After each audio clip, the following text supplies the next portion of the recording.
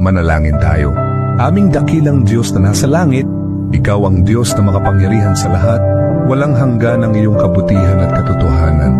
Kami po ay lumalapit sa inyong harapan na may pagpapakumbaba, nagpapasalamat sa bawat biyaya na inyong ipinagkakaloob sa amin. Panginoon, patawarin mo po kami sa aming mga pagkukulang, sa anong mga pagkakamali, at sa mga panahong hindi namin nagawa ang nararapat sa iyong paningin.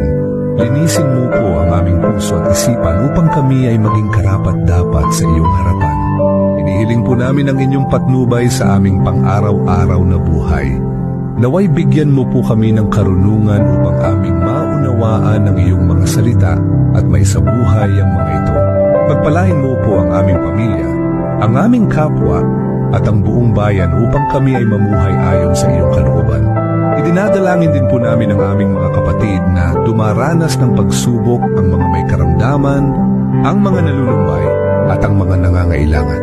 Naway ipagkaloob mo po sa kanila ang kagalingan, kapanatagan at biyaya mula sa iyo. Salamat po, Panginoon, sa iyong hindi nagmamaliw na pagmamahal. Sa iyo namin ipinagkakatiwala ang lahat ng bagay, sapagkat ikaw ang aming Diyos na totoo at tapat. Ang lahat ng ito ay idinadalangin namin sa pangalan ng iyong anak, ang aming Panginoong Hesukristo. Amen.